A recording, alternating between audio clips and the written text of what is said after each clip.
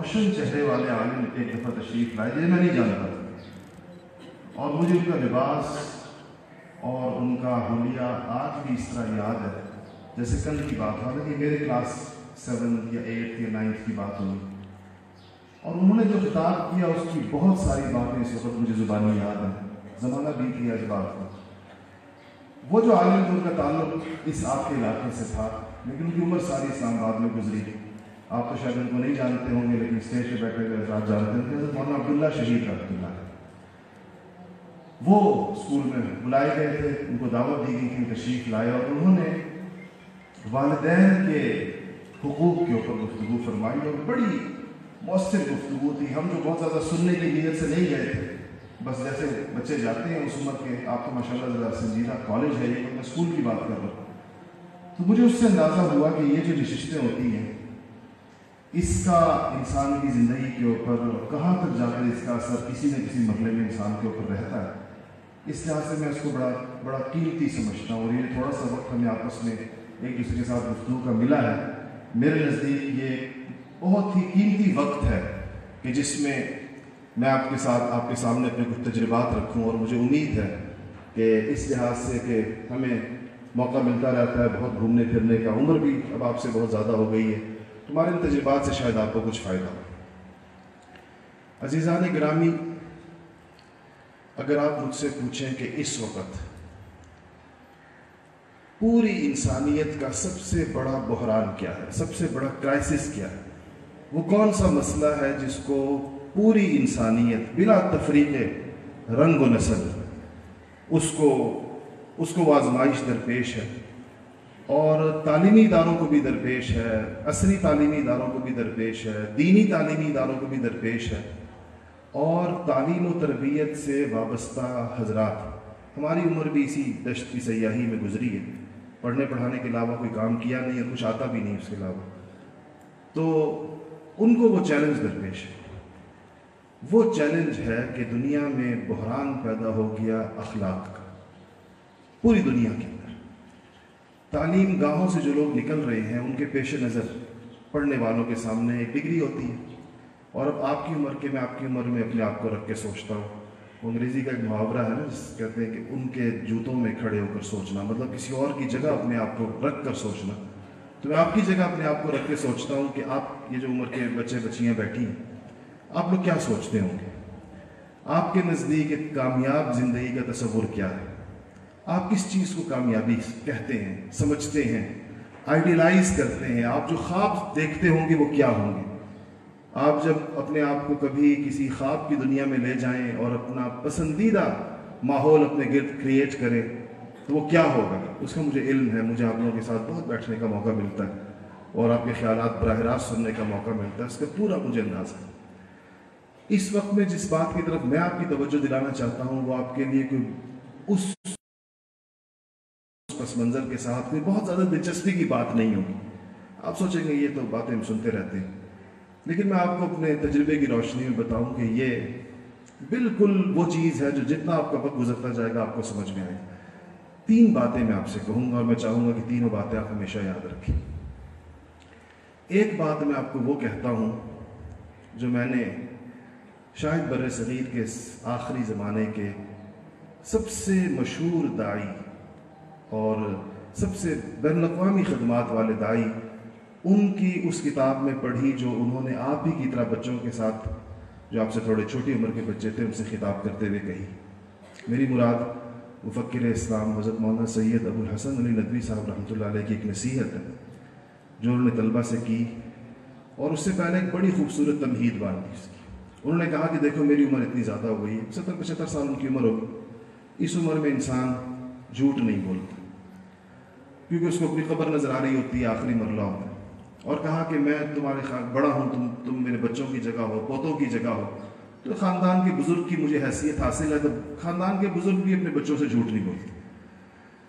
اور پھر کہا کہ میں ایک دینی درسگاہ کے اندر کھڑا ہوں اور اس کے در و دیوار کا تقدس بھی اس بات پہ مجھے مجبور کر رہا ہے کہ میں تم سے کوئی غلط بات نہ کروں۔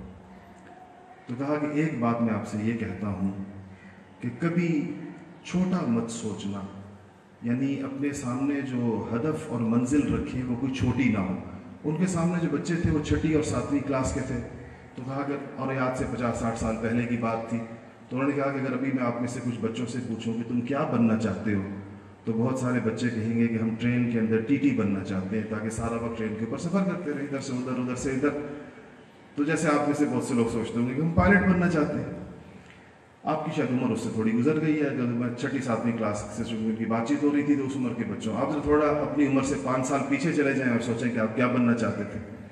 تو کہنے لگے کہ یہ چھوٹی چھوٹی چیزیں ہیں جو تم عام طور پر سوچتے ہو. میں اپنی عمر کا تجربہ تمہیں بتاتا ہوں کہ انسان جو سوچتا ہے ویسا ہی ہو جاتا ہے. تو جس نے کوئی بڑا سوچا ہوتا ہے تو وہ بڑا ہو جاتا ہے، اور جس نے چھوٹا سوچا ہوتا ہے اسی چھوٹی جگہ کے اوپر اس کی ترقی پوری ہو جاتی ہے. پھر جب وہ عمر کے میچور مرحلے پر جاتا ہے تو اس کو خیال آتا ہے کہ کاش میں نے کوئی بڑا خواب سوچا ہوتا، میں نے کوئی بڑی بات سوچی ہوتی. اور جنہوں نے بڑا سوچا ہوتا ہے جس وقت وہ سوچ رہے ہوتے ہیں تو وہ لوگوں کو اس پہ ہنسی آ رہی ہوتی ہے ان کے خیالات کے اوپر، اور لوگ سمجھتے ہیں کہ اس نے یہ کوئی شیخ چلی کا منصوبہ ہے جو اس نے بنایا ہوا ہے. لیکن اس کی زندگی میں بعض اوقات آپ دیکھ لیں گے کہ وہ وہاں پہنچ جاتا ہے. آپ کو اس کا ابھی تو آپ کی عمر نہیں ہے، تجربہ نہیں ہے آپ کو تجربہ ہوگا، آپ دیکھیں گے آپ کو لوگ وہاں پر نظر آئیں گے اور آپ حیران ہوں گے کہ ایک ہی یہ جو آپ جس طرح آج ایک کلاس میں بیٹھے ہوئے ہیں، دنیا میں ایسے بھی ہوتا ہے کہ کچھ ساتھی انہی درسگاہوں سے یہ بچیاں بیٹھی ہیں اسی عمر کے اندر اس وقت ایک ہی سطح پر بیٹھے ہوئے لوگ 15 سال بعد، 20 سال بعد، 25 سال بعد زندگیوں میں اتنا فرق آ جاتا ہے کہ آج جو ساتھی آپ کے ساتھ بیٹھا ہوا ہے گھٹنے سے گھٹنا جوڑ کر، ہو سکتا ہے کہ اس سے ملاقات کے لیے آپ کو وقت لینا پڑے اور اس کا وقت آپ کو نہ ملے. وہ اتنا مصروف انسان دنیا میں اتنے بڑے کام کر رہا ہے اور آپ کو یہ خیال آیا کہ ہم تو ایک زمانے میں اکٹھے ہوتے تھے. یہ ہم اپنی نگاہوں سے، آنکھوں سے دیکھ رہے ہیں مناظر کو. میں اس کی کچھ بہت زیادہ تفصیل نہیں بیان کر سکتا کیونکہ وقت کم ہے. تو پہلی چیز جو میں آپ سے کہوں کہ آپ سب سے پہلے اپنی نگاہ بلند کیجیے اور اس کو اتنا اونچا کریں کہ آپ کے سامنے ایک بہت درست ہدف ہو اور وہ قابل حصول ہو، قابل عمل ہو، آپ ادھر تک پہنچ سکتے ہوں. اور اس میں آپ ضرور اپنے بڑوں سے مشاورت کریں. جن لوگوں سے آپ انسپائر ہوتے ہیں ان سے آپ پوچھیں، جن لوگوں سے آپ استفادہ کرنا چاہتے ہیں ان سے کاؤنسلنگ لیں اس کے اندر، تاکہ سب سے پہلے آپ کی منزل متعین ہو جائے. جب آپ کی منزل متعین ہو جائے گی تو اس منزل تک پہنچنے کے لیے آپ کو ٹولز اور انسٹرومنٹس کی ضرورت پیش آئے گی. اب ایک بات آپ یاد رکھیے گا کہ جو انسان کی قیمت بنتی ہے، انسان جو قیمتی ہوتا ہے، ہر انسان کا ایک وزن ہوتا ہے. ایک یہ ظاہری وزن ہے، یہاں ایک ویٹ مشین لگا دی جائے، سب کو باری باری کھڑا کیا جائے تو وہ ایک ویٹ ہر ایک کا آتا رہے گا، کسی کے اتنے کے جی، کسی کے اتنے کے جی.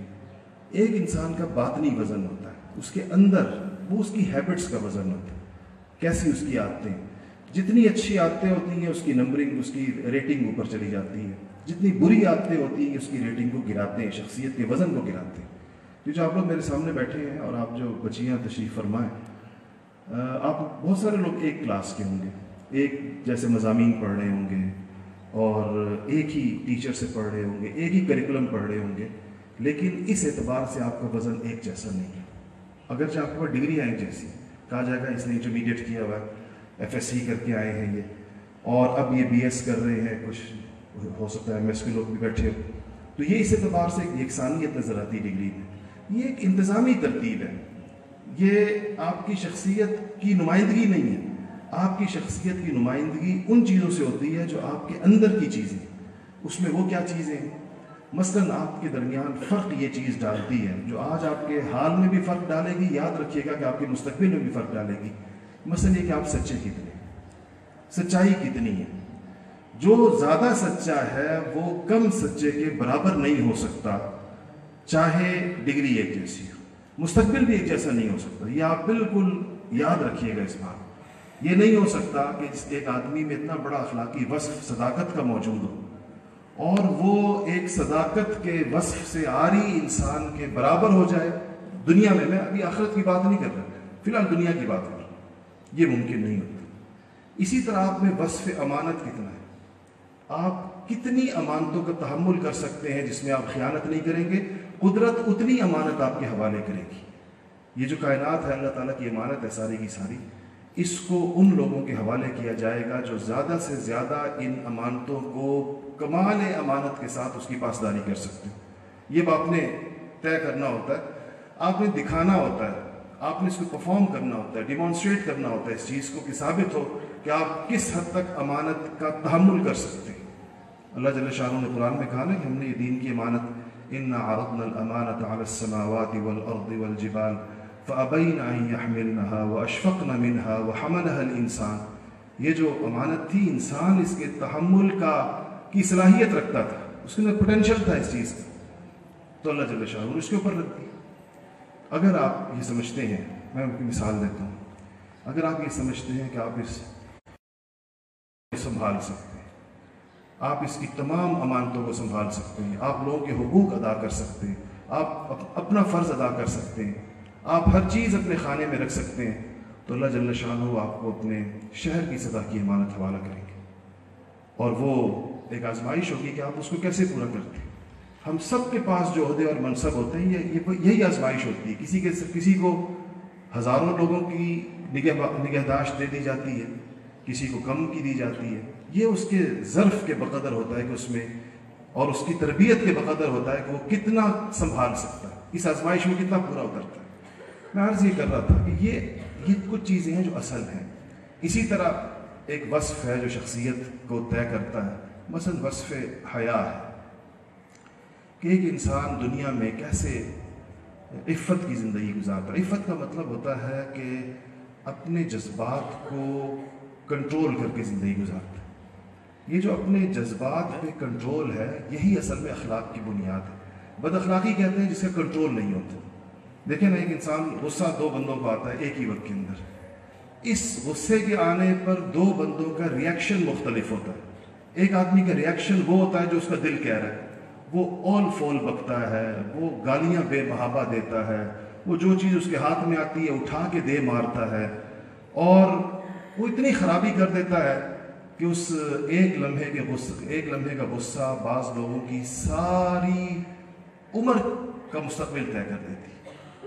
آپ جیلوں میں جائیں، وہاں آپ کو ہزاروں وہ لوگ ملیں گے جو اس بات پر پشیمان ہوتے ہیں کہ وہ ایک لمحہ ہم سے کنٹرول نہیں ہو سکا، جس کو اگر ہم کنٹرول کر لیتے تو ہم پوری زندگی برباد نہ ہوتی۔ ایک لمحے نے ہماری پوری زندگی کا فیصلہ کر دیا۔ وہ آپ نے ایک مصرع سنا ہوگا، لمحوں نے خطا کی اور صدیوں نے سزا پائی، اور ایسے لوگ آپ کو بہت زیادہ ملیں گے۔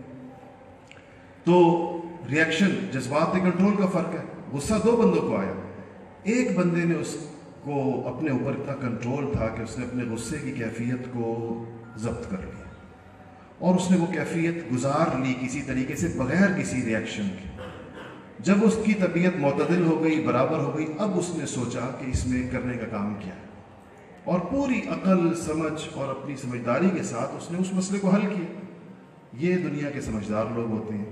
اور جذباتی، آپ کی عمر وہ حصہ ہے، عمر کا وہ حصہ ہے جہاں پر شاید سب سے مشکل ترین کام یہ ہے کہ جذبات کو کنٹرول کیسے کیا جائے، خواہشات کو کنٹرول کیسے کیا جائے۔ خواہشیں پیدا ہوتی ہیں، اور اس خواہش میں اتنا علم ہمیں ضرور ہوتا ہے، آپ جتنے یہاں بیٹھے ہیں جس عمر کے بچے بچی ہیں، خواہشات کے معاملے میں اتنا علم ضرور ہوتا ہے کہ یہ خواہش ناجائز ہے اور یہ خواہش جائز ہے، یہ چیز روا ہے، یہ ناروا ہے، یہ ٹھیک ہے، یہ غلط ہے، یہ ہمیں پتہ ہوتا ہے۔ اللہ کا شکر ہے کہ ہمارے ہاں جہالت کا وہ لیول نہیں ہے کہ جہاں پر کسی انسان کو بنیادی صحیح اور غلط پتہ نہ، اس کو وہ کہے کہ مجھے تو یہ پتہ ہی نہیں تھا کہ یہ چیز غلط ہو سکتی ہے۔ آپ نے کبھی غور کیا ہے کہ ہمیں غلط معلوم ہونے کے باوجود ہم سے غلط ہوتا ہے، ہمیں پتہ ہوتا ہے کہ یہ غلط ہے، اگر کوئی ہم سے پوچھے تو ہم اس کو اچھا نہیں سمجھتے، اور اگر ہمارے چھوٹے وہی کام کرنا چاہیں تو ہم انہیں روکیں گے ضرور، اپنے چھوٹے بہن بھائیوں کو روکیں گے، ہم نہیں چاہیں گے وہ یہ کام کرے، لیکن ہم سے ہو رہا ہوتا ہے۔ یہ جذبات کے کنٹرول نہ ہونے کی وجہ ہوتی ہے، اور یہ ایک آپ کی جو عمر ہے، اس عمر میں اس کا احساس زیادہ ہوتا ہے، کسی غلط کام کے ہو جانے کے بعد اس کی غلطی کا احساس بہت ہوتا ہے۔ یاد رکھیے کہ اگر اس کو بر وقت ٹھیک نہ کیا جائے تو ایک عمر ایسی آتی ہے کہ جب غلط نہیں لگتا انسان کو، مسلسل غلطیوں کے ارتکاب کے بعد دل ایسا سیاہ ہو جاتا ہے کہ غلطی نہیں لگتی، پھر بندہ اپنی غلطی جسٹیفائی کرنے لگ جاتا ہے۔ میں آپ کو ایک بات بتاؤں کہ ہمیں چونکہ تعلیم و تربیت کے کام سے وابستگی ہے، میں ہال میں تشریف فرما بڑی عمر کے بزرگوں سے معذرت کے ساتھ کہ نوجوانوں کو ٹھیک کرنا بہت آسان ہوتا ہے، ایک بات سن کے ان کے دل کی دنیا پلٹ جاتی ہے۔ بڑی عمر کے لوگوں کو کسی اور پٹری پہ چڑھانا بہت مشکل ہوتا ہے۔ ان کی عمر گزری ہوتی ہے کچھ چیزوں پر، اور وقت گزرنے کے ساتھ پختگی آ جاتی ہے، اور وہ پختگی ایسی عجیب چیز ہے کہ اگر غلط پہ عمر گزری ہے تو غلط پہ پختگی آ جاتی ہے، اور صحیح میں عمر گزری ہے تو صحیح پر پختگی آ جاتی ہے۔ پھر جسٹیفائی کرتے ہیں، کوئی بھی غلط کام ہوگا اس کو جسٹیفائی کرے، کیونکہ 40 سال کیا ہے، 50 سال کیا ہے، 60 سال کیا ہے۔ اس کو کہتے ہیں طبیعت ثانیہ، دوسری طبیعت، دوسری فطرت انسان کی وجود میں آ جاتی ہے۔ یہ اس عمر میں نہیں آتی جن عمروں سے میں آپ گزر رہے ہیں۔ اس عمر میں بھی آپ لوگوں کی عملی زندگی کا بھی آغاز نہیں ہوا ہے، اور جو انسان اللہ جل شانہ کے ہاں جو انسان کا حساب کتاب شروع ہوتا ہے، اس کے لیے جو فقہاء نے ایکسٹینڈڈ ایج مقرر کی ہے وہ 15 ایئرز ہے، 15 سال عام طور پر، اس سے آگے پیچھے ہو سکتا ہے، لیکن ایکسٹینڈڈ ایج جو انہوں نے مقرر کی ہے کہ جہاں سے ایک انسان کی لکھت پڑھت شروع ہوتی ہے وہ 15 سال کہتے ہیں اس کو۔ تو آپ جو لوگ میرے سامنے بیٹھے ہیں، آپ کی اکثریت بچے بچیوں کی 19 20 21 22 ہی ہو سکتا ہے، اس سے بھی کم مجھے پورا اندازہ نہیں ہے، کوئی 18 سے لے کر 22 کے درمیان شاید آپ کی عمریں ہوں گی۔ تو 15 سال کی عمر گزارے ہوئے آپ کو بھی 3 برس ہوئے، یا 4 ہوئے یا 5 ہوئے۔ یہ 3-4 برس بہت چھوٹی مدت ہے، اس میں نہ کوئی عادت پختہ ہوئی ہے، اس میں نہ کوئی چیز ایسی آپ کے اندر رچ بس گئی ہے جس کو آپ نکال نہیں سکتے۔ آپ کی کوئی ایڈکشن ابھی اس نے جڑ نہیں پکڑی ہے، وہ بالکل اوپر ہے۔ اس وقت اگر آپ نے ان ناجائز چیزوں کے ان جھاڑیوں کو اکھاڑ پھینکا تو آپ آسانی کے ساتھ اکھاڑ پھینکیں گے۔ وقت گزرنے کے ساتھ یہ تناور درخت بن جائیں گے، اتنے تناور کہ ان کی جڑیں اتنی نیچے چلی جائیں گی کہ آپ پوری قوت نکال کر اس کو کھینچنا چاہیں گے تو یہ آسان نہیں ہوگا۔ اس لحاظ سے آپ کی بڑی قیمتی عمر ہے کہ اگر آپ اپنے اندر کوئی تبدیلی لانا چاہیں، لیکن تبدیلی کے لیے پہلے آپ کا ہدف اور منزل درست ہونا ضروری ہے۔ کیا تبدیلی کو چاہتے ہیں؟ ہم لوگ تو بعض اوقات اس مفہوم کو نہیں سمجھ پاتے کہ ہم اپنے اندر کیا چینج لانا چاہتے ہیں۔ تو سب سے پہلے آپ اپنے لیے ایک ہدف مقرر کریں، اس کو ویژن کہتے ہیں اپنی زندگی کا، کہ آپ نے ایک ویژن آپ کے سامنے ہوگا۔ اب آپ طے کر لیں کہ مجھے علم کے اندر اس طرح چلنا ہے، علمی اعتبار سے یہ میری لائن ہوگی، یہ میرا سبجیکٹ ہوگا، جو بھی آپ اس کا انتخاب کرتے ہیں۔ اس سبجیکٹ کے ساتھ ساتھ یاد رکھیے گا، آپ میں سے شاید کچھ لوگ یہاں بیٹھے ہوں جن کو کیمسٹری اچھی لگتی ہے، کچھ لوگ بیٹھے ہوں گے جن کو اکنامکس اچھی لگتی ہے، شاید کسی کو انگلش اچھی، کسی بھی لائن کو آپ لے سکتے ہیں، وہ آپ ضرور لیجئے۔ اس میں اپنے لیے ایک ہدف مقرر کریں کہ آپ نے اس میں کہاں تک جانا ہے۔ اس کے ساتھ آپ اپنی دینی تعلیم کا ضرور ہدف مقرر کریں۔ آپ یہ طے کریں کہ آپ نے قرآن کیسے پڑھنا ہے، آپ نے حدیث کی کتنی تعلیم حاصل کرنی ہے، مسائل آپ نے کتنے سیکھنے ہیں۔ قرآن و حدیث کے لیے عربی زبان آنی ضروری ہے، عربی زبان آپ کیسے سیکھیں گے تاکہ آپ براہ راست اللہ کے پیغام کو سمجھ سکیں۔ یہ آپ کا ایک دوسرا ہدف ہے جس کو آپ کہیں کہ آپ کی دینی تعلیم کے لیے آپ کو اپنی ضرور تشکیل کرنی چاہیے۔ تیسرا ہدف آپ کا آپ کی شخصیت کی تعمیر ہے، کون سی ویلیو آپ ایڈ کرنا چاہتے ہیں۔ آپ کے بارے میں جب بات کی جائے تو کون سے وہ پوائنٹس ہوں جس پر ایک دوسرا بندہ پورے اطمینان کے ساتھ کہہ سکے کہ اس بندے میں یہ ایک وصف کمال کا ہے۔ جیسے بعض لوگوں کے بارے میں لوگ کہتے ہیں کہ انتہائی سچا آدمی، انتہائی امانت دار آدمی، انتہائی صبر والا آدمی، طبیعت میں اس کی بڑی شکر گزاری کا مزاج بہت زیادہ ہے، کوئی اس کے ساتھ معمولی سی بھلائی کرے یا اس کے لیے بہت زیادہ ممنون ہوتا ہے، اور ایسا بندہ جو انسانوں کا ممنون ہوتا ہے وہ اللہ تعالیٰ کا پھر اور بھی زیادہ ممنون ہوتا ہے۔ حدیث شریف میں آتا ہے کہ جو شخص انسانوں کا شکریہ ادا نہیں کر سکتا وہ اللہ کا بھی نہیں ادا کر سکتا، کیونکہ انسان اس کا احسان جو ہوتا ہے، مہربانی امیڈیٹ ہوتی ہے، سامنے نظر آ رہی ہوتی ہے۔ اللہ تعالیٰ کی مہربانیاں تو غیب کے پردوں کے پیچھے چھپی ہوئی، وہ نظر نہیں آتی۔ تو جو بندہ نظر آتی مہربانی کا شکریہ ادا نہیں کر سکتا، وہ نظر نہ آنے والی مہربانیوں کا شکریہ کیسے ادا؟ نظر تو وہ بھی آ رہی ہے لیکن اس کے لیے خاص نگاہ بصیرت چاہیے، وہ ہر ایک کی نہیں ہوتی۔ وہ نگاہ بصیرت چاہیے جو اس پوری کائنات میں اللہ تعالیٰ کی قدرتوں کو چلتے پھرتے کار فرما محسوس کر لے، وہ دل چاہیے، وہ نگاہ چاہیے۔ تو تیسری چیز یہ کہ شخصیت کی تعمیر کیسے ہوگی، اس میں یہ بات ہمیشہ یاد رکھیے گا، یہ جو آپ کی عمر ہے، اس عمر کے اندر انسان اپنی ظاہری پرسنالٹی پر بڑی توجہ دیتا ہے۔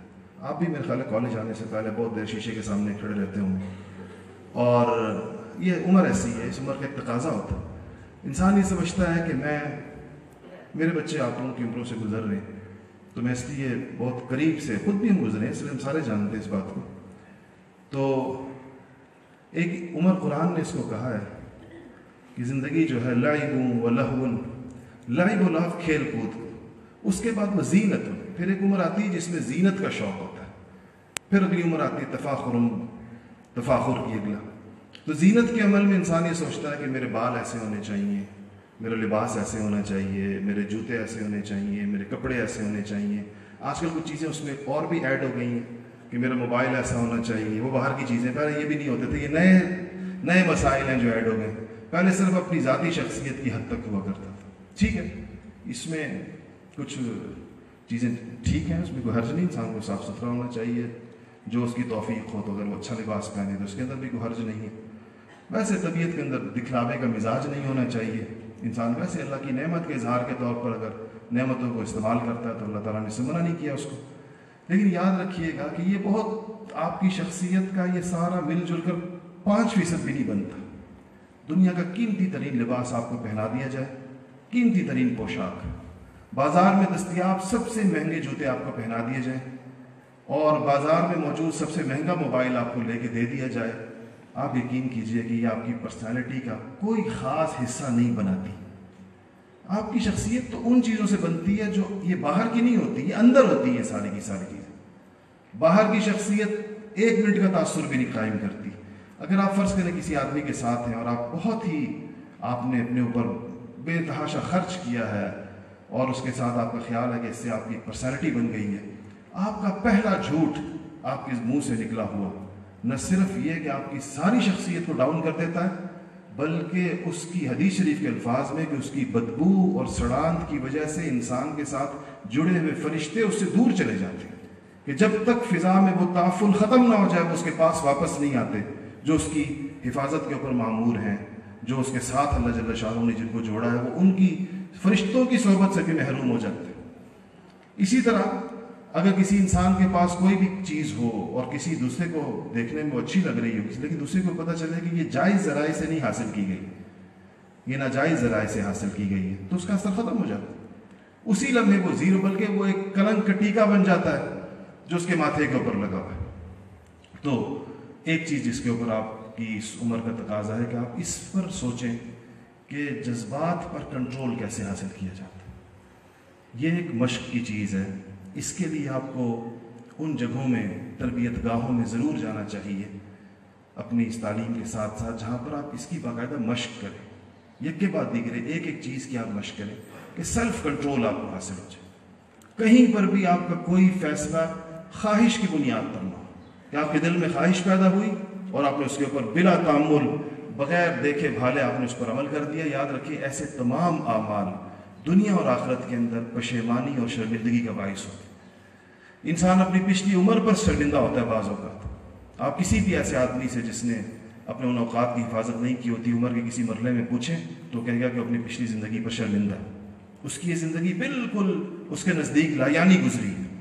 تو اس کا ایک بامقصد زندگی کے آغاز کے لیے سب سے بہترین عمر آپ بچوں اور بچیوں کی ہے، اور اس کا تعلق آپ کے فیصلے کے ساتھ ہے، آپ کی قوت ارادی کے ساتھ ہے. اس پہ آپ کو چلانے کے لیے 2-3 چیزیں بڑی معاون ثابت ہوں گی. میری بات یاد رکھیے گا. اس عمر میں مجھے شدت کے ساتھ احساس ہے کہ یہ باتیں سمجھنا مشکل ہوتی ہیں. یہ باتیں اس وقت سمجھ میں آتی ہیں جب ان کا وقت گزر جاتا ہے. ایک چیز یاد رکھیے گا کہ انسان کو زندگی کی سعادتیں دینے والی چیز وہ کیا ہوتی ہے. میں آپ کو ایک بات بتاؤں اور آپ کے اساتذہ اس کی تائید کریں گے. اس وقت آپ کی کلاس کے اندر ایک کلاسیفیکیشن یوں ہو سکتی ہے کہ آپ میں سے کچھ لوگ اے گریڈرز ہیں، کچھ بی گریڈرز ہیں، کچھ سی گریڈرز ہیں. یہ تقسیمیں ہوتی ہیں. لیکن 10-15 سال بعد جب آپ لوگ عملی زندگی کے اندر کسی نمایاں مقام پر پہنچ چکے ہوں گے تو اس ترتیب سے نہیں پہنچے ہوتے. یہ بالکل ضروری نہیں ہے کہ جس بندے نے کالج کے اندر، گریجویشن کے اندر پوزیشن لی، عملی زندگی میں جا کر بھی وہ سب سے زیادہ نمایاں ثابت ہو. عملی زندگی کے اندر نمایاں کامیابیاں حاصل کرنے کے لیے کچھ اور چیزوں کی بھی ساتھ ضرورت ہوتی ہے پڑھائی کے ساتھ ساتھ. اس میں سے ایک اہم ترین چیز آج آپ کو بتاتا ہوں اور اس کو خوب یاد رکھیے گا اور آپ کو ساری عمر کام آئے گی کہ اس میں دعا بہت بڑی اہمیت رکھتی ہے.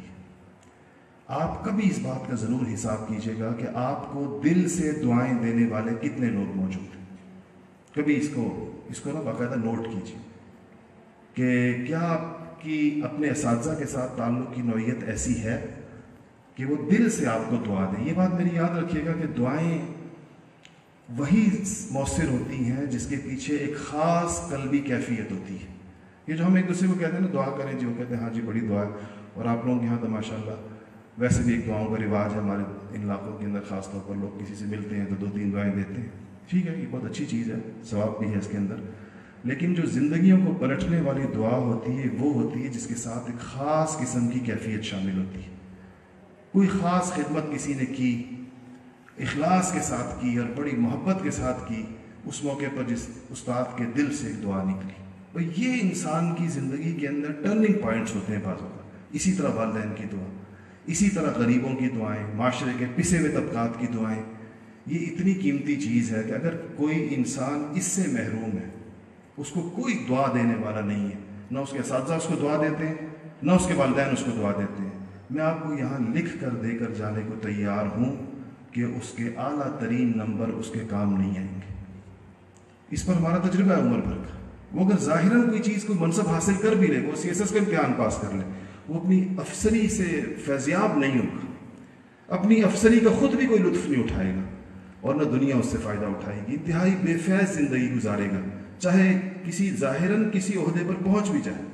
کیونکہ بعض لوگ ایسے ہوتے ہیں، میں آپ کو اپنے مشاہدے کی روشنی میں عرض کروں کہ بعض لوگ ایسے ہوتے ہیں کہ ان کے پاس پیسہ ہوتا ہے، لیکن ان کا پیسہ جس مقصد کے لیے ہوتا ہے اس کا ان کو کوئی فائدہ نہیں ہوتا. میں اسلام آباد کے جس علاقے میں ہمارا ادارہ ہے تو وہ بہت مہنگا علاقہ ہے اسلام آباد کا. تو ہمارے گھر کے ساتھ جڑا ہوا ایک گھر تھا، اب ہم نے چینج کیا وہاں سے. تو وہ گھر جس کا جو مالک تھا، ادھر اس گھر کے اندر ایک بوڑھا بندہ رہتا تھا، اور وہ بوڑھا بندہ بہت ہی قسم پرسی کی زندگی گزار رہا تھا. بیچارے کو میں دیکھتا تھا کہ وہ بازار سے 1 پاؤ ٹماٹر اور ساتھ کچھ تھوڑی تھوڑی سبزی لاتا تھا. ایک چھوٹا سا اس نے چولہا رکھا ہوا تھا، اس کو پکاتا تھا. پھر بیچارہ لڑکڑاتا ہوا جاتا تھا اور جا کے روٹی لے کر آتا تھا. میں دل میں سوچتا تھا کہ اس بیچارے بزرگ کو عمر کے اس حصے کے اندر کسی قسم کی راحت نہیں ہے. پتہ نہیں یہ بیچارہ کیا اس کا کیا ہے، اولاد نہیں ہے، اس گھر کے اندر یہ کس حیثیت سے رہ رہا ہے. گھر خالی تھا. اس پر جب میرا دل بہت بڑھا کئی دن، تو میں نے ایک دن سوچا میں اس سے پوچھوں یہ کون ہے، اور اگر کوئی مدد ہم اس کی کر سکتے ہیں کسی زکوٰۃ کی مد میں، کسی چیز میں، تو ہم اس کی مدد کریں. تو میں نے اس سے پوچھا کہ آپ کا کیا تعارف ہے ایک دن. تو اس نے کہا کہ میں اس کوٹھی کا مالک ہوں، اور اس کوٹھی کی مالیت کوئی 20 کروڑ روپے کے لگ بھگ ہوگی. اور کہتا ہے کہ میں نے کہا آپ کو میں نے کبھی دیکھا نہیں. تو کہنے کہ میں اصل میں کینیڈا میں رہتا ہوں، وہاں بھی میرے کوئی 7-8 مکان کرائے کے اوپر چڑھے ہوئے مختلف شہروں کے اندر. تو وہ ایک ارب پتی آدمی تھا، اور وہ زندگی ایسی گزار رہا تھا کہ میں بلا مبالغہ آپ سے کہتا ہوں کہ اسی گلی کے باقی جو گارڈز اور چوکیدار تھے وہ اس سے اچھی زندگی گزار رہے تھے. وہ اتنی مشقت کے اندر تھا. مجھے اتنی عبرت ہوئی. میں نے کہا کہ یا اللہ، خدا جانے اس بیچارے کو کس کی بد دعا لگی ہے کہ ان اربوں روپے کی موجودگی کے اندر اس کی زندگی کا ہر لمحہ پہلے سے زیادہ مشقت والا ہے. آپ خود سوچیں کہ 75 سال کے ایک آدمی کو اپنا کھانا اس طریقے کے ساتھ خود پکانا پڑے کہ اس کو پکانے کا طریقہ بھی نہ آتا، چل نہ سکتا ہو اپنے گھٹنوں کے مسائل کی وجہ سے. کسی قسم کی راحت کا گزر بسر اس کی زندگی میں نہیں تھا. تو میں نے تو پیسہ تو ہے اور اتنا زیادہ ہے کہ اگر وہ چاہتا تو آرام نہیں ہے. یعنی پیسے کا جو انسان سب سے پہلے جس چیز کی توقع رکھتا ہے کہ پیسہ اس کو آرام پہنچائے گا، کسی قسم کا آرام زندگی کے اندر نہیں. اور بس اس کے بعد تو میں نے ایک دن اس سے کہا کہ آپ نے یہ گھر کیوں رکھا ہوا ہے، آپ تو وہاں رہتے ہیں، بچے بھی کینیڈین نیشنل ہیں. اس نے بتایا مجھے میری بیٹی نے PhD کر لی ہے، وہ بالکل UN کے اندر کام کر رہی ہے، اور بیٹا وہاں کام کر رہا ہے. بہت سارے بچے بڑے ویل سیٹلڈ تھے. تو میں نے کہا کہ آپ اس مشقت میں ہیں، یہ گھر کرائے پر نہیں چڑھ رہا، اور 3 مہینے سے آپ اس کے اندر رہ رہے ہیں، اس انتظار میں کرائے پہ چڑھ جائیں، آپ اس کو بیچ دیں، آپ جان چھوڑائیں، اپنی کوئی صحیح زندگی گزارے جا کر جہاں. تو کہنے لگا نہیں، یہ میں نے بچوں کے لیے رکھا ہوا ہے. تو میں نے کہا تو بچے پھر اتنے بڑے ہیں تو وہ خود کیوں نہیں لک آفٹر کرتے اپنی پراپرٹیز کی، آپ کو اتنی مشقت میں ڈالا ہوا. کہتا نہیں، وہ تو کسی بھی چیز کے اندر نہیں آتے، اور وہ پاکستان تو بالکل بھی نہیں آتے، 20 سال سے نہیں آئے، آئندہ بھی نہیں آئے. تو میں نے کہا جو بچے آپ کی زندگی میں نہیں آتے، آپ کے بعد وہ کیا کریں گے یہاں پر آ کے. تو یہ باتیں اس بیچارے کو سمجھ میں نہیں آتی تھی. وہ اس کی آزمائش تھی کہ اس نے اس گھر کے اندر ایک چوکیدار کی حیثیت سے رہنا تھا, شاید قدرت نے طے کیا ہوا تھا. تو وہ بیچارہ, میں دیکھیں آپ سوچیں, بڑی مشکل سے 6 مہینے کے بعد وہ گھر کرائے پہ چڑھا اور وہ چلا گیا. میں نے شکر ادا کیا, اس کی مشقت دیکھ کے مجھے سخت تکلیف ہوتی تھی. اس گھر کے اندر کسی نے آ کر ایک اسکول کھول دیا. اس ریزیڈینشیل علاقے کے اندر اسکول کی اجازت نہیں تھی, تو وہ اسلام آباد کی جو میونسپل کمیٹی ہے اس نے آ کے اس گھر کو سیل کر دیا اور کہا کہ اس کی سیل تب ہٹے گی جب اس کا مالک آئے اور آ کے عدالت کو بھگتے گا. وہ 15 دن پہلے گیا ہوا بندہ میں نے 16ویں دن دیکھا پھر گلی میں نظر آ رہا ہے. میں نے کہا یہ ابھی تو وہ رخصت ہوا تھا, ہم نے شکر کیا تھا, بیچارہ اس مشقت سے نکلا. کہتا ہے جی اب تو عدالت کے چکر ہے, گھر سیل ہو گیا. 6 مہینے وہ اس گھر کی سیل کھلوانے کے چکر میں روز عدالت جاتا تھا. اب آپ سوچیں یہ پیسہ تو ہے اور ہر قسم کی اس کے اندر چیز موجود, لیکن اس کے ساتھ کیا مصیبتیں اس کے ساتھ جڑ گئی ہیں. تو کیا ایسا پیسہ میں اور آپ چاہیں گے؟ اگر آپ کو کوئی مفت بھی پیشکش کرے, میں اپنے ساتھیوں کو, طلبا کو بیٹھے ہیں یہاں سے, میں کہتا تھا, میں کہ تم بتاؤ یہ 20 کروڑ کا گھر اپنی ان تمام مصیبتوں کے ساتھ چاہیے کسی کو مفت؟ تو سارے توبہ توبہ کر رہے ہیں کہ اللہ تعالیٰ سے اس چیز سے ہمیں محفوظ رکھے. ایسے ہی بعض اوقات منصب انسان کے لیے ایسے ہی ہوتا ہے. یہ جو آپ جن چیزوں کو لگژری سمجھ رہے ہوتے ہیں, لوگوں کی بعض اوقات ظاہراً دیکھنے کے اندر ایک لگژریس لائف ہوتی ہے, اس کے پیچھے بڑے مسائل ہوتے ہیں. اس سے یہ بات یاد رکھیے گا کہ زندگی وہ کامیاب ہے جس کا تعلق اندر کی صفات کے ساتھ ہے. وہ لوگ بڑے خوش ہوتے ہیں, وہ اتنی خوش و خرم زندگی بسر کر رہے ہوتے ہیں. آپ ان کے کپڑوں اور جوتوں پر مت جائیے, ان کے ظاہری حلیوں پر مت جائیے, ان کے دل میں جھانک کر دیکھیں, دنیا جہان کی مسرتیں ان کو مل رہی ہوتی. وہ اس قدر خوش ہوتے ہیں کہ ان سے زیادہ اچھی زندگی کوئی اور گزار نہیں رہا ہوتا, اس لیے کہ انہوں نے اپنے اندر کچھ چیزوں کو ٹھیک کر لیا ہوتا, اپنے اندر کے جذبات کو کنٹرول کر چکے ہوتے ہیں, اس کو نفس کی گرفت سے اپنے آپ کو آزاد کرا چکے ہوتے ہیں.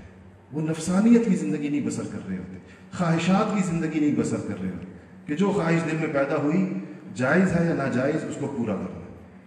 اس زندگی گزارنے والا انسان بالآخر شدید پشیمانی اور پچھتاوے کا شکار ہوتا ہے. تو میں آپ کو یہ کہتا ہوں کہ جو آپ کی زندگی ہے, اس میں جب آپ چیزوں کو آئیڈیلائز کریں, اپنے لیے جب اپنا ویژن طے کریں, اپنی جب آپ ایک منزل اور ڈیسٹینیشن اپنے سامنے طے کریں, اس کی بنیاد خواہشات پر مت رکھیے کہ بس میری ساری خواہشات پوری ہوں, یہ میری زندگی کا مقصد ہے. ادھر آپ خواہش پوری ہو جائے گی, اس کے بعد کچھ نہیں ملے گا. آپ کو پتہ ہے کہ مغرب کے اندر اس پر ایک اسٹڈی ہوئی ہے کہ خوشحال لوگ خودکشیاں کیوں کرتے ہیں. بدحال آدمی کی خودکشی تو سمجھ میں آتی ہے, بھوک کی وجہ سے خودکشی سمجھ میں آتی ہے, کسی اور بدحالی کی وجہ سے خودکشی عقل میں آنے والی چیز ہے, اگرچہ جائز نہیں ہے. خوشحالی کے بعد خودکشی کے کیا معنی؟ تو کہتے ہیں کہ اصل میں اس کی بڑی وجہ یہ بیان کی گئی ہے کہ لوگ چونکہ چھوٹے ہدف رکھ لیتے ہیں.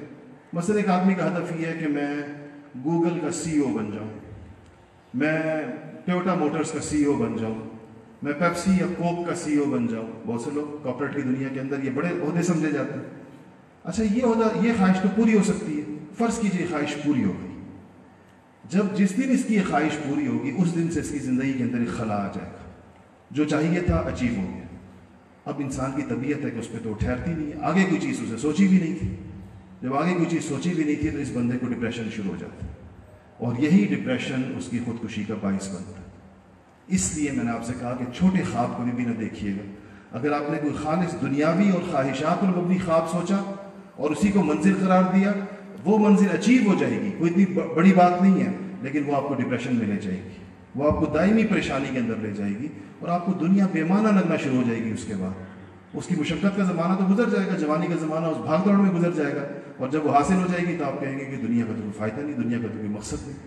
تو ایک تو آپ نے اپنے لیے سوچ سمجھ کر ایک بہت بامانہ زندگی کا تصور قائم کیجیے. دوسرے نمبر پر جو لائن اپنی آپ طے کریں اس کے اندر ایک غیر معمولی قسم کی اس میں کمانڈ, جس کو شریعت کے اصطلاح کے اندر احسان اور اتقان کہتے ہیں, کہ اللہ جل شانہ کو یہ پسند ہے کہ بندہ جو کام کرے احسان اور اتقان کے ساتھ کرے, یعنی ایکسل کرے اس کے اندر, اس میں اس کی غیر معمولی اس کی ایفیشنسی ہو اس کے اندر. تیسرا یہ کہ آپ کی دینی تعلیم اس کی ضرور کوئی نہ کوئی شکل ہو کہ جس میں آپ کا قرآن درست ہو, قرآن پاک سے آپ کا تعلق ہو, اس کے بعد آپ حدیث کے ساتھ جتنی ضروری احادیث آپ کو معلوم ہو, زندگی گزارنے کے مسائل, پاکی ناپاکی سے ہی آپ شروع کر لیجیے. جو فقہ کی کتابیں جہاں سے شروع ہوتی ہیں, کتاب الطہارت کہتے ہیں اس کو, کہ انسان نماز کیسے پڑھنی ہے، روزے کیسے رکھنے ہیں، حج کیسے کرنا ہے، زکوٰۃ کیسے دینی ہے، یہ آپ کو پتہ ہونا چاہیے۔ اور تیسری بات یہ کہ اخلاقی سٹینڈنگ آپ کی سب سے زیادہ ضروری ہے، کہ آپ کسی اخلاقی سٹینڈ پر کھڑے ہوئے ہوں، آپ کے نزدیک کچھ ریڈ لائنز ہو جو آپ نے کسی صورت کراس نہیں کرنی، طے کیا ہوا آپ نے کہ یہ میری ریڈ لائن ہے، اس سے میں آگے کسی صورت قدم نہیں بڑھاؤں گا، نہیں بڑھاؤں گی، اس سے کسی صورت ہم آگے نہیں جائیں گے۔ یہ آپ کے لیے ایک انتہائی ضروری۔ اور چوتھی چیز جو میں نے آپ سے کہی کہ دعا، آج آپ تھوڑی دیر کے لیے ضرور سوچئے کہ دل سے آپ کو دعائیں دینے والے کتنے لوگ ہیں۔ اگر اس ہال میں آپ سب نے اس کو سوچا، جس کے پاس یہ نمبر سب سے زیادہ ہے، میں اس کی سب سے زیادہ کامیابی کی اللہ تعالیٰ کے فضل و کرم سے اس کی ضمانت دے سکتا ہوں کہ آپ میں سے اگر کوئی بیٹا یہ کہتا ہے یا بیٹی یہ کہتی ہے کہ مجھے دل سے دعا دینے والے لوگوں کی تعداد 10 ہے، جن میں 5 میرے اساتذہ ہیں اور 2 میرے والدین ہیں، میری نانی ہے، میری دادی ہے، میرے چچا ہیں، میری پھوپھی ہے، یا کوئی دوسرا کہتا ہے کہ مجھے ایسے دعا دینے والے لوگوں کی تعداد 12 ہے، تو جس کے یہ افراد زیادہ ہیں اور جتنی ان افراد کی قلبی کیفیت جس کی زیادہ ہے، یہ اس کی زندگی کی کامیابی کی ضمانت ہے۔ اور اللہ نہ کرے کہ ہم ان بد نصیبوں میں شمار ہوں کہ ہمیں دل سے دعا دینے والا ایک فرد بھی نہ ہو۔ دیکھیں، مائیں بد دعا نہیں دیتی، لیکن ہم نے ماؤں کے منہ سے ایسی ایسی بد دعائیں اپنی اولادوں کے لیے سنی ہیں کہ ہم اپنی جگہ کے اوپر تھرا جاتے ہیں، اس اولاد کا کیا بنے گا جس کو اس کی ماں یہ کہہ رہی ہے۔ ہمیں چونکہ دارالافتاء ہے، بیٹھتے ہیں، فتووں کا کام کرتے ہیں، تو ہمیں والدین رابطہ کرتے ہیں، بہت سی چیزیں پوچھتے ہیں، اپنی اولادوں کی پریشانیاں لے کر ہمارے پاس آتے ہیں، موٹے موٹے آنسو گراتے ہیں، اپنے بچوں کی بدسلوکیوں کا بتاتے ہیں۔ اور ایسی ایسی بدسلوکیاں ہیں معاشرے کے اندر کہ آپ تصور نہیں کر سکتے اس وقت، کیونکہ ہمارے ساتھ آ کر لوگ اپنے سارے حوال بیان کرتے ہیں، اس لیے پتہ ہوتا ہے اس بات کا۔ تم سوچتے ہیں، میں فوراً جو ذہن جس طرف جاتا ہے وہ یہ کہ کیسے بد نصیب اولاد ہے کہ جہاں جس جگہ سے اس کو ایسی دعائیں مل سکتی ہیں کہ ان کی دنیا میں کوئی قیمت نہیں ہے، اس جگہ سے وہ بد دعائیں لے رہے ہیں۔ ایسے ہی اساتذہ ہوتے ہیں۔ دیکھیں، میری ساری عمر پڑھانے کے اندر گزری ہے اور اسی کام کو شوق کے ساتھ کیا ہے اور سب کچھ چھوڑ چھاڑ کر کیا ہے، یعنی کئی دنیا میں مواقع آتے رہے کئی اور چیزوں کے، لیکن اس سے دستبردار نہیں ہوا۔ اساتذہ، میں آپ کو اساتذہ کی پوری جس کو کہنا چاہیے کہ طبقے کی نمائندگی کرتے ہوئے کہہ سکتا ہوں کہ، اور دل سے کہہ رہا ہوں، اساتذہ اپنے بعض شاگردوں کے لیے اپنی اولاد سے زیادہ دعائیں کرتے ہیں۔ یہ بالکل حقیقت ہے۔ ان کو کیوں کرتے ہیں یہ بھی میں آپ کو بتا دوں، یہ نہیں کہ صرف اس میں بھی ایک چیز ہوتی ہے، اصل میں ان کو اپنے اس شاگرد سے اس بات کی توقع ہوتی ہے کہ وہ ان کے اس فن کے جو کچھ انہوں نے اس کو پڑھایا ہے وہ اس کے لیے بہت بڑا صدقہ جاریہ ثابت ہوگا۔ اس سے یہ توقع ہوتی ہے، یہ توقع اپنی سگی اولاد سے نہیں ہوتی بعض اوقات، اس لیے وہ ان کی دعاؤں کا محور بن جاتے ہیں۔ کتنے اساتذہ ایسے ہیں جو حج و عمروں پر جاتے ہیں، خانہ کعبہ کا غلاف پکڑ کر اپنے شاگردوں کے نام لے کر ان کے لیے دعائیں کرتے ہیں، ان کی کامیابیوں کے لیے۔ یہ رائے گاہ نہیں جاتی، یاد رکھیے گا۔ اس دنیا میں ہر چیز دائیں بائیں ہو سکتی ہے، اس کا فائدہ دائیں بائیں نہیں ہو سکتا۔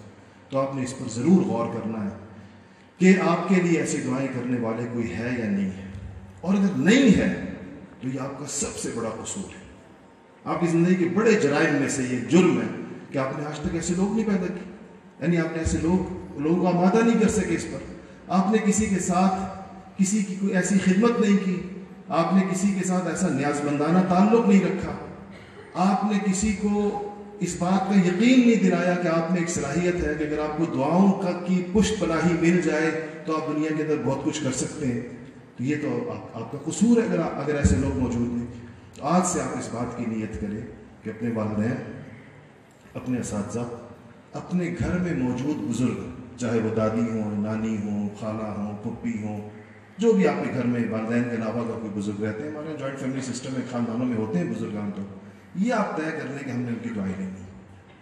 اور دعا یاد رکھیے کہ یہ نہ آپ سمجھیں کہ دعائیں لینے کا مطلب یہ ہے کہ آپ جا کر ان سے کہیں کہ دعا کریں، وہ کہیں گے ہم کرتے ہیں، یہ نہیں۔ آپ ان کی کوئی ایسی خدمت کریں کہ آپ نہ کہیں کہ دعا دیں اور ان کے دل سے آپ کے لیے دعا نہیں کریں۔ آپ کو کہنے کی ضرورت نہ پڑے۔ ہمارے استاد کہا کرتے تھے کہ دعائیں دی نہیں جاتی، دعائیں لی جاتی ہیں۔ ایسی کوئی صورت اختیار کریں کہ آپ کو ضرورت نہ ہو کہنے کی کہ میرے لیے دعا کریں، ان کا رواں رواں ویسے ہی آپ کے لیے دعا کو ہو جائے۔ اگر آپ ان 4 چیزوں پر جو میں نے آپ کے سامنے عرض کی اور آپ کے سامنے رکھی، اگر آپ اس پر عمل کر لیتے ہیں تو میں آپ کو پوری یقین دہانی کے ساتھ کہہ سکتا ہوں، اور یہ میرے پشت پہ اتنے سارے علماء اسٹیج پہ تشریف فرمائے، قرآن و سنت کے ماہرین بیٹھے ہوئے یہ اس بات کی پورے قرآن و سنت کی روشنی کے اندر اس بات کی تائید کریں گے کہ یہ کامیابی کی سیڑھیاں ہیں ساری کی ساری، یہ درجات ہیں، یہ ایک سٹیپ ہے جس کے بعد بندہ وہ وکٹری سٹینڈ کے اوپر جا کے کھڑا ہوتا ہے، اس سے نیچے اس کے لیے کوئی جگہ نہیں ہوتی۔ وکٹری سٹینڈ کے ٹاپ کے اوپر پہنچنے والے یہی لوگ ہوتے ہیں جن کی زندگیوں میں یہ چیزیں ہوتی ہیں۔ اللہ ہم سب کو اس کی توفیق عطا فرمائے۔ وآخر دعوانا الحمدللہ رب العالمین۔